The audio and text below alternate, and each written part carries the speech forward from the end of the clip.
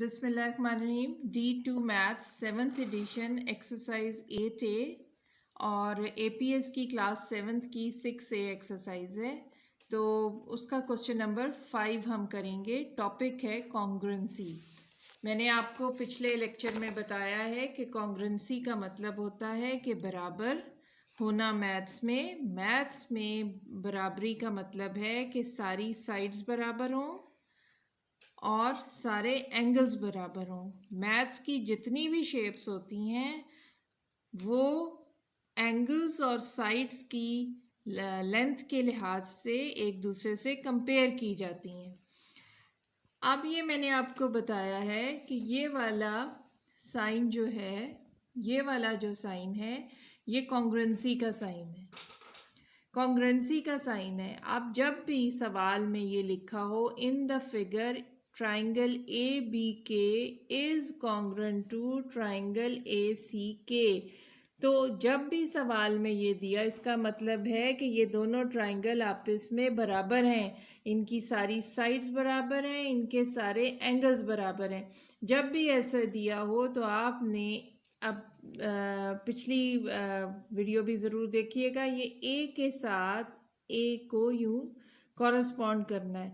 अब ए का मतलब यहाँ ए ही है, तो आपने खुद से ए के ऊपर ए लिख देना है एनसर्कल करके, क्योंकि ये एक कॉमन फिगर है जिसकी सेंटर वाली लाइन, ये देखें दो ट्राइंगल्स हैं, ये दो ट्राइंगल्स हैं, इनकी लाइंस जो हैं, ये वाली लाइन बराबर है, ये जुड़े हुए हैं, तो इसलिए ए बराबर है, दोनों का ए एक है। लेकिन आपने इस ए को जब इस ए से जोड़ना है तो इस ए के ऊपर एक ए लगा लें, एनसर्कल कर लें। अब ये देखें B corresponds to C, B corresponds to C, तो ये वाला जो C है, ये वाला जो C है, इसके आगे आप B लिख लें, ये वाला।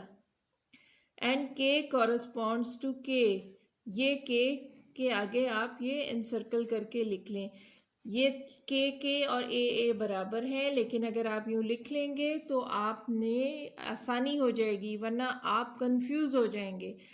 ये दोनों ट्राइंगल्स आपस में बराबर हैं, तो इसका मतलब है इनकी सारी साइडें बराबर हैं, सारे एंगल्स बराबर हैं। अब आगे चलते हैं। गिवन दैट एंगल ए के बी जो उनका है, ये हमारा एनसर्कल नहीं, जो उन्होंने दिया है, जो उनका लिखा हुआ है ओरिजिनल ए के बी, यानी ए और बी के दरमियान के वाला एंगल, तो इस एंगल को हमने देखना है ए और बी के दरमियान, ये है वो 90 डिग्री है। मैंने आपको पहले भी बताया है कि 90 को इस तरह मेंशन किया जाता है फिगर्स में।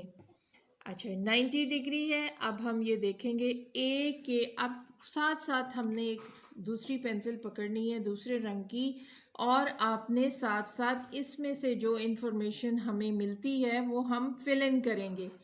ये देखें ए के बी, ये ओरिजिनल है जो उन्होंने दिया हुआ है, और अब जो हमने इनसर्कल करके लिखा है ए के बी, ए, ये जो इनकी इंफॉर्मेशन है ये ओरिजिनल है जो इन्होंने लिखा हुआ है। इसके अलावा अब मैं इससे इन्फ्रेंसेस निकालूंगी, इससे इंफॉर्मेशन फिल इन करूंगी ट्राइंगल ए के बी। अब मैं देखूंगी जो मैंने इनसर्कल करके लिखा है वो कहाँ है, ए के बी, तो इन दो हमारे वाले ए के बिन, तो ये भी 90 का एंगल हो जाएगा।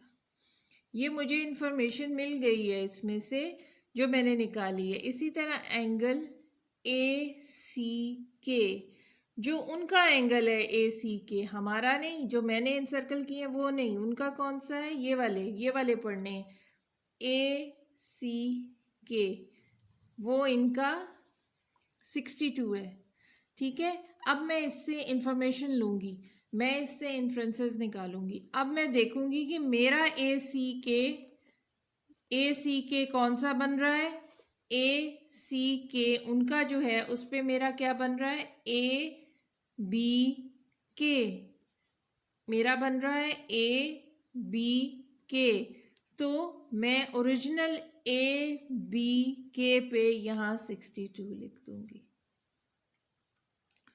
आई होप कि आपको समझ आई होगी। जो उन्होंने दिया हुआ है वो ओरिजिनल है, जो उन्होंने लिखा हुआ है, जो बुक वालों ने लिखा है, और मैंने उससे जो इन्फॉर्मेशन ली है, मैंने ये जो हमने लिखे हैं ये इन सर्कल जैसे ये जो इससे बनाए हैं, तो हम उससे अगर जब हम इन्फ्रेंसेस निकालते जाएंगे तो हमारी आसान हो जाएगा। अब A B is equal to 17 है। A B original A B, तो ये देखें ये A B is equal to 17 है, ये जो ओरिजिनल है A B is equal to 17 है। तो मैं जब ये छोड़ती हूँ तो मैं देखती हूँ कि हमारा ए बी जो मैंने लिखा है वो ये है, यानी ए सी, यानी ये जो इनसर्कल्ड है इसको भी मैं 17 सेंटीमीटर कर लूँगी। ये इन्फॉर्मेशन लिखना बहुत ज़रूरी है। इसी तरह जो इनका बी के है, बी के 8 सेंटीमीटर, बी के वो वाला जो उन्होंने दिया हुआ है, बी के ये है, बी के 8 सेंटीमीटर, बी के 8 सेंटीमीटर। तो अब मैं देखती हूँ कि मैंने जो इन सर्कल में लिखा है उसमें बी के कहाँ है, उसमें ये है बी के यहाँ तक, तो ये भी 8 सेंटीमीटर होगा। आई होप ये बात आपको समझ आ गई होगी कि हमने पहले ओरिजिनल में देखना है और उसके बाद ये जो हमने पॉइंट्स बनाए हैं उससे देखना है। अब वो कहता है find angle B A C, B A सी। अब ये देखें बी ओरिजिनल वाला बी ए सी जो हमारा वाला है जो इनसर्कल्ड है वो नहीं देखना, ये बी ए सी, यानी मुझे ये एंगल चाहिए, ये पूरा बी ए। देखें अगर वो कहता बी ए के तो मुझे ये हाफ एंगल चाहिए होता, ये वाला बी ए के कहता तो मुझे हाफ एंगल चाहिए होता, लेकिन उसने कहा है बी ए। ये ए कितने एंगल्स से बना हुआ है, इन दो एंगल्स से बना हुआ है, इन दो एंगल्स से ए बना हुआ है, इसलिए बी ए सी उसने कहा है। अगर वो बी ए के कहता तो मैं एक एंगल लेती, ये वाला बी ए के, बी और के दरमियान ए नहीं, वो ये नहीं कह रहा, वो कह रहा है बी ए, ये पूरा एंगल सी के दरमियान। तो A is made up of two angles. तो हमने ये वाला एंगल और ये वाला एंगल, पहले इसको अब हम दो ट्राइंगल के हिसाब से लेंगे, एक ये ट्राइंगल है और एक ये ट्राइंगल है। तो मेरे पास इंफॉर्मेशन है ये 90 का एंगल है, ये 62 है। जब किसी भी ट्राइंगल के दो एंगल्स दिए हों तो हम तीसरा एंगल आराम से निकाल सकते हैं। किस तरह कि sum of all the angles of a triangle is 180 degree.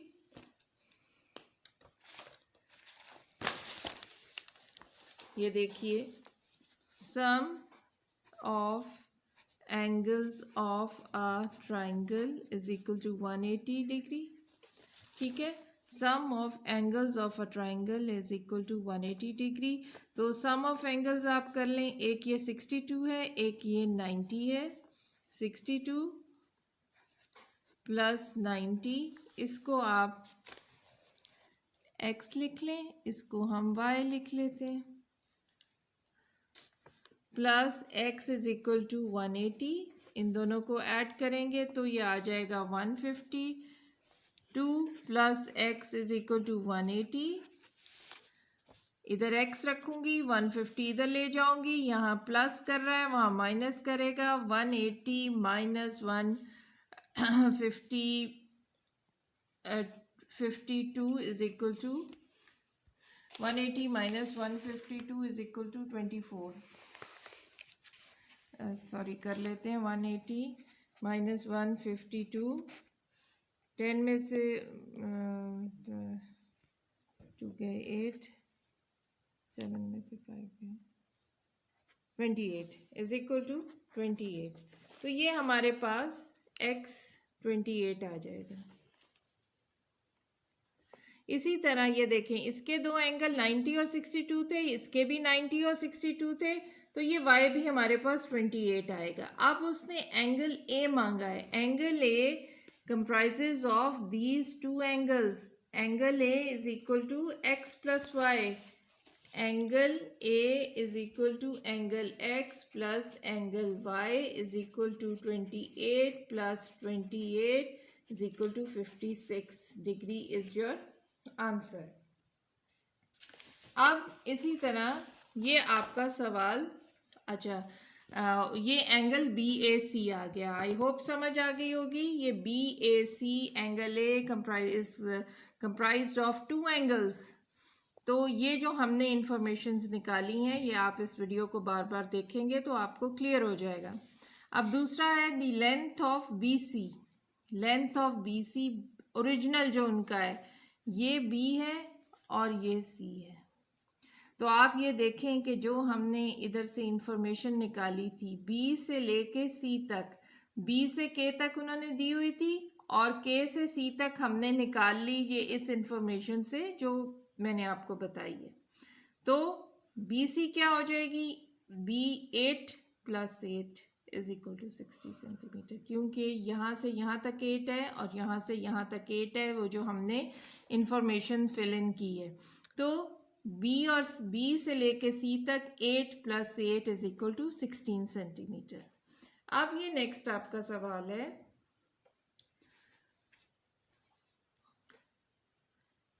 In the figure A triangle ABC is congruent to triangle DEC। ये देखें इस तरह ट्राइंगल्स दिए गए हैं, ये बीच में C कॉमन पॉइंट है, तो C कॉमन पॉइंट है, तो आपने A is congruent to D, ये जब इस तरह A is congruent to D तो A is congruent to D, तो इस दूसरे वाले जो इधर लिखा होता है उसके ऊपर A लिख लें, एनसर्कल कर लें। B is congruent to E, E पे यहाँ B लिख लें, ये जो दूसरा वाला है उस पे ये लिखना है। C is congruent to C, ये C एक ही पॉइंट है तो आप यहाँ C लिखना लाजमी है, ज़रूरी है, ताकि आप इंफॉर्मेशन लिख लें। Given that angle A C B, यानी सी पे एंगल जो ए और बी के दरमियान है, ए सी बी, ए सी जो उनका ए सी बी है, जो उन्होंने लिखा है, हमने अपना नहीं देखना जो इनसर्कल किया है, ए सी बी, ए और बी के दरमियान 71 है। ठीक है, तो मैं इससे इंफॉर्मेशन लिख लूँगी कि मेरा ए सी बी कौन सा है, जो मैंने ये इनसर्कल किया है वो है ए सी बी, तो ये भी 71 आ जाएगा। ये बराबर होते हैं, जो कॉन्ग्रुएंट होते हैं उसमें सारे एंगल्स बराबर होते हैं, सारी साइड्स बराबर होती हैं। अब इसी तरह उसने कहा है angle C D E is 34 degrees, जो उस ओरिजिनल सी डी ई है, सी डी ई ये 34 डिग्री है। अब मैंने देखना है कि इस सी डी ई पर मेरे कौन से लगे हुए हैं, सी ए बी, सी ए बी, तो ये सी ए बी मेरे ये लगे हुए हैं, तो ओरिजिनल पर सी ए बी, ओरिजिनल पर जो उनका है वो भी मैं 34 लिख दूँगी। इसी तरह ए सी ये साइड है 6.9, ए सी जो ओरिजिनल है, ए सी जो ओरिजिनल है, जो इधर दिए ओरिजिनल है वो 6.9 है, तो मैंने देखना है कि ए सी मेरे पे किधर है, ये है ए सी, ये मेरा जो एनसर्कल्ड है वो भी इसको भी मैं 6.9 कर दूंगी।